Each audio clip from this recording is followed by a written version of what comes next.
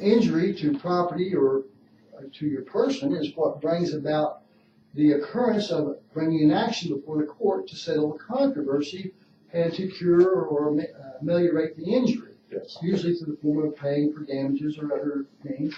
And of course, if it's criminal and actually felonious, where you've actually killed, murdered, robbed, raped, burned down, or several other crimes that are felony offenses, then the state adopts the interest to protect all of its people from that type of really dangerous felonious activity. Right.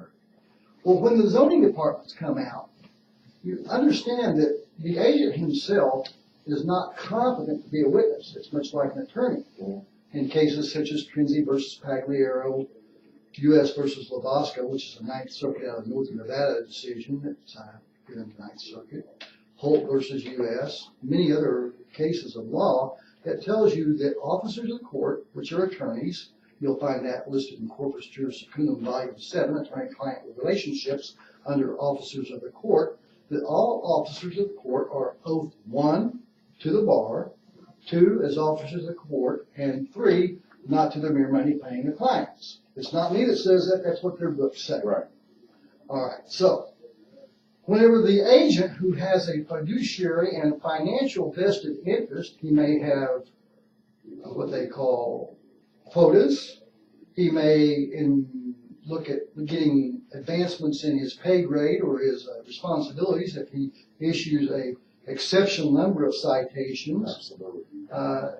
These are the things that create a great conflict for Yes. the agent that skew his view into his own self-interest and cause him to see things in a false light, which is predatory and advantageous to his own self-interest. Right. And that makes it very dangerous. That's why they're supposed to have a third party that That's makes right. the complaint to have any reason to investigate, and that's only with the agreement or consent of the private property owner.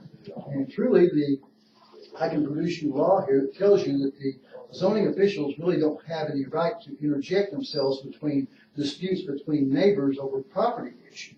That should be between party versus party. Yes. If my neighbor is cooking crack over at my house and throwing his crack scraps over the fence, Yes. or he's breeding dogs and his dogs are getting out and eating my dogs, well, then we have a genuine controversy, and we deserve to have a court to take it to have it resolved and to have him stop that offensive behavior, because my rights end when they start interfering on your rights. And that's an unfortunate, but it's a truism. And, beyond if I'm doing something that endangers your property, for instance, if I'm putting heavy objects up against your block wall fence and it's causing the fence to break down, well, then you may have a real cause of action against me Right. for endangering your private property. You may have built the fence, or maybe if I built the fence, then you don't have to complain. Absolutely. But it might fall over on your side, which could cause injury reasonably, and it might be leaning that way and starting to do so. And so there would be a need to ameliorate or to mitigate the injury potentiality. I would like the people to know exactly what they did when they came on your property and what they took that was against the law. Absolutely. Well, it goes back to May of 2016 when they started issuing notices of violation. Now, I am a private antique auto collectible sort of fellow, and I keep several very valuable collector autos in my home. In fact, back in 2007, I had an agent complain that I was parking on the ground, which was really an unpaved access to my backyard, a driveway that wasn't paved. So I did, in fact, pay money at that time, several $1,000s for extra driveways, a circular driveway, took out a palm tree, a bunch of things at that time to upgrade my property so I wouldn't have any issues. Yes. However, compliance, whether it's with zoning officials or with CPS or any other agency, is a moving target. It's continually changing. Once you've achieved compliance, then they will change compliance and alter the scope of what compliance takes in their view, because it's in their interest not to have you ever reach compliance. Right. So it becomes unattainable effectually. Exactly. Yeah. Well, on June the 10th, November the 10th, I had woke up early that morning and In fact, I get up early in the morning, study law, and read and write down my thoughts, because a lot of times I get very spiritual assisted thoughts in the mornings. And I had gone back to sleep, and I woke back up about 7:30 and got out of bed about 7:45 and was having some cookies and milk over by the refrigerator, and I heard the sound of a diesel truck. And I thought it was the trash man. I clipped my trees, and they were full of tree trippings and trash, and I needed to get it out, and they hadn't run in a couple of days. They'd changed their schedules. So I was rushing to get out to get my trash cans out for the trash trucks, which I thought was the diesel engines I had observed.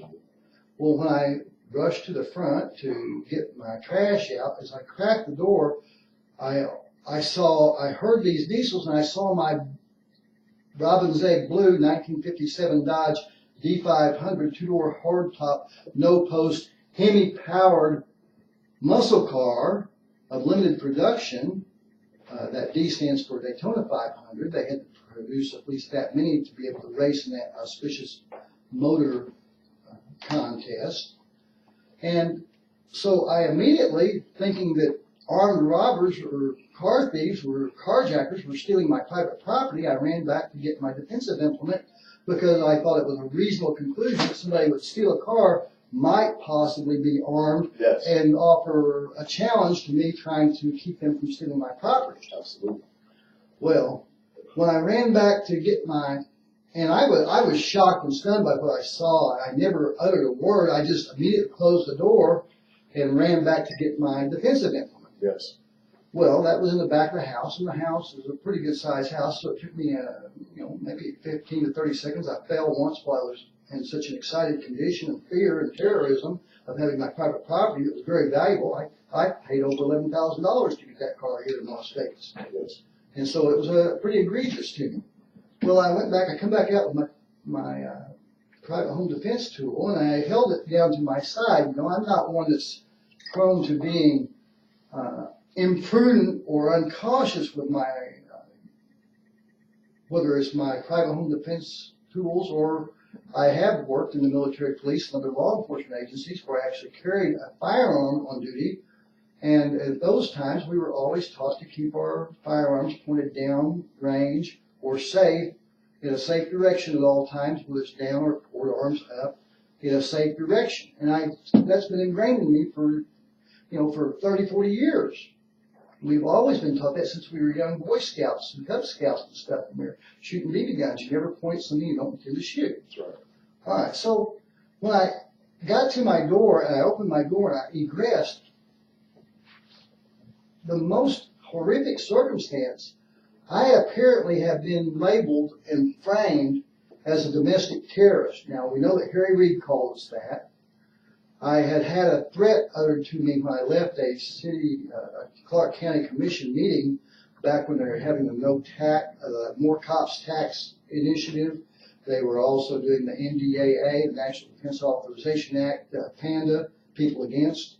They were doing the excoriation and attack and trying to destroy the constable's office, which is the people's office, and put it under the scope of the Las Vegas Metropolitan Police Department, which is a very dangerous concept, erasing lines of separation of powers of agencies. Yes. Although there was some nefarious things going on under Bonaventure's scope of rule at that time that didn't bode well for him, there was still no reason to do away with the office. And I'm a pretty strong advocate for law and justice in the American way, and voice my opinions, my observations about law, and exercise my First Amendment rights to redress grievances. And I'm also an investigator of legal schemes, a researcher, investigative reporter. So we got freedom of the press, freedom of speech, your duty to be a good.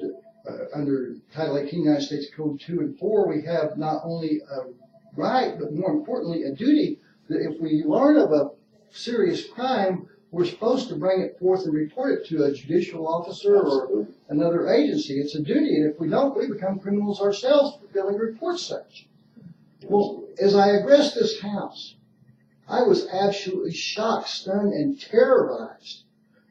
There were at least 13 to 18 different police units in a semicircle around my fairly large lot and boarding on the neighbors on both sides. There were 5 officers across the street. I then observed that there was 2 as I was making my way out. It took me maybe a couple of seconds to get from that point to the other before I really comprehended. It was shocking to me. I had no idea what was going on. Why in the world so many police would be at my door as if I were a felony criminal terrorist. Maybe I was a jihadi beheader, or maybe I was Osama bin Laden or some other dangerous individual, and I have never been convicted of any serious felony or misdemeanor or other thing, anything other than mild traffic violation in my whole 65 years. I am an ADA senior citizen, and that escalates the nature of crime. Well, as I came out with my defensive implement, never raising, brandishing, or pointing at anyone, these police officers started shouting at me to put that. They appeared to be police officers. They were wearing costumes that looked like police, but the way they were acting made me wonder. And I'm pretty studied in these things, and what we don't know is that, generally speaking, the sheriff authority is usurped by the county commission through the language of the employment contract, where they make him subject to the board of commissioners.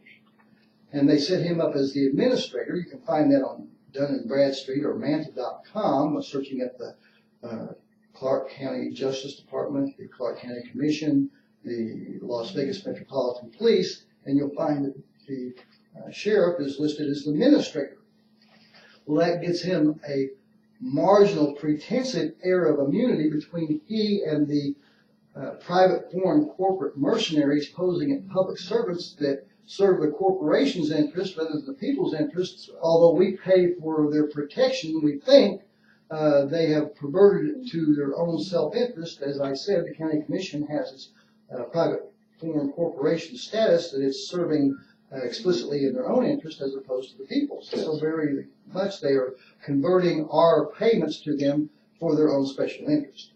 Well, as I came out of my home with this pistol down, it was my private home defense tool, and it was used to defend my property, my castle doctrine rights to guard, protect, and defend our homes. It is the highest form of ownership that we have here in America. Well, I had backed my little blue car, my daily traveling auto, near the edge of the street, so I walked down behind it and engaged in some dialogue while these cops were telling me to put my gun down, they were saying put your weapon down, all kinds of incendiary, inflammatory terms, trying to create the illusion, they call it gaslighting, to frame the blame on me as being some sort of a violent objectionist or terrorist or patriot or militant or some other sort of label they were trying to pin on me. In fact, it's become apparent that someone has put abjectly untrue, fatally false, and dangerous evidence into my online history, database, if you will, that has tried to color me in the nature of somebody that's a dangerous individual, much like they did with Chris Dorner over in California and other unfortunate victims of being politically assassinated. Chris, I'm going to have to stop you here because we went over our allotted period of time, but I would love it because this is very important for the people of America and the people of Las Vegas to hear your story. If you could come back on tomorrow Absolutely. and finish your story, I would love to have you, and I would love for the American people, because this is an injustice, and the people need to hear exactly what happened to you and what's going on so that they can know the law and protect themselves. With that, I thank you so much, Chris, for joining, and I hope that you can come back tomorrow and please tell the American people your story and finish what you have to say. Well, God bless America. Thank you, Chris and Chris. And I will certainly share and continue this story tomorrow. If people are interested, they need to know. Our rights are important. If you don't know your rights, you don't have any. Absolutely. You are a friend of the show, and you're welcome anytime. Thank you for listening. The Conservative American with Chris Garcia.